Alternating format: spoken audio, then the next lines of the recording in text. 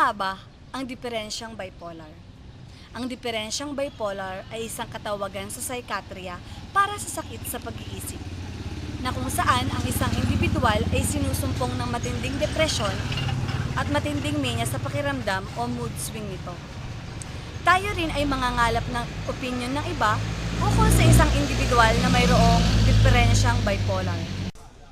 Ang bipolar para sa akin yung mga taong paiba-iba ng ugali. Minsan galit, tapos biglang magiging masaya, tapos bigla na lang silang iiyak. Yung parang ang hirap nilang malaman yung kung ano talaga yung nararamdaman nila. Tapos, para sa akin, ang bipolar siguro yun yung mga kulang sila sa bonding ng family, sa friends. Kasi pag may problema sila, hindi nila sinasabi agad dun sa mga family nila. Siguro ang pananaw ko dun sa bipolar, hindi naman kasi sila yung tinatawag na baliw. Nakakausap mo pa rin naman sila, pero yun nga, ang hirap lang nila intindihin dahil sa mga paiba-iba ng emosyon. Para sa akin, ang solusyon siguro para sa mga bipolar na tao is pumunta sila sa psychology para magpa-therapy. Pwede rin yung makipag-bonding sila sa family para ma-enhance yung relasyon nila doon. Siyempre sa mga friends din. Yun lang. Ang bipolar sa tingin ko ay isang sakit kung saan yung tao nag-iiba ng pag-iisip. Minsan masaya, minsan nagiging malungkot, tapos may masaya ulit, tapos malulungkot. Yung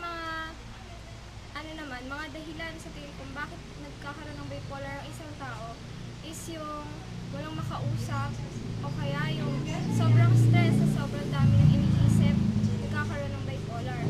Ang opinion ko sa mga taong may bipolar is yung maghanap sila ng taong makakausap at sasabihan ng sama ng loob, tsaka kung ano yung mapaglilibangan nila na mapagtutuunan ng pansin.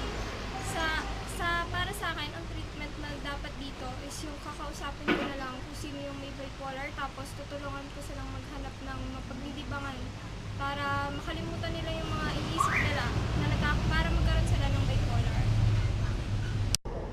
So, ano daw po ba yung depresyong bipolar? From the word itself, depression, isa po siyang sakit sa pag-iisip kung saan po tayo nag-iisip ng mga bagay-bagay na sadyang nakakagulo po sa ating pag-iisip. Yung bipolar po, from the word itself, bi, ibig sabihin pabago-bago or dalawa. Ibig sabihin po, kapag ikaw ay malungkot, biglaan na lang po siyang sasaya. Ganun po yung may mga sakit ng depresyong bipolar. So, sa aking opinion po, saan po nakukuha yung sakit na bipolar? Ito po yung sa sobrang pag-iisip po ng mga bagay-bagay na sadyang nakakasira po sa mood ng isang tao, tulad ng mga problema na hindi po natin na-share sa ibang tao, na sinosolo lang po natin. So, ideya ko kung bakit nagkakaroon ng depresyong bipolar. Yun na nga po na hindi po tayo nagkakaroon ng tamang time para makapagkwento po or masabi sa ibang tao yung mga nararamdaman po natin at problema na sinusolo po natin. So, opinion ko sa mga taong may bipolar. So, hindi ko naman po sila i-discriminate kasi po, alam ko pong hindi rin naman po nila ginusto na magkaroon ng sakit na ganun. So, para po sa akin, andito po ako kung may isang tao po na mag-a-ask sa akin for some help or for some opinion, magbibigay po ako ng opinion sa kanila kasi po, hindi po ganun kadali yung pinagdadaanan po nila sa buhay na sinusolo po nila yung problema nila, na hindi na po nila maintindihan kung ano yung mga bagay-bagay na nagagawa nila dahil sa sakit na bipolar disease. So, maaaring solusyon po siguro, kung ako man po ay merong kamag-anak na may bipolar, siguro po, family bonding lang po ang tamang solusyon at tamang communication to each other po is the best things that I will give to my family, ganon. So, yun lang po, yung bipolar disease. Regarding the topic that bipolar disease we discuss, as in my first impression, it is a disease that is commonly inherent by people who are under stress, and this needs to be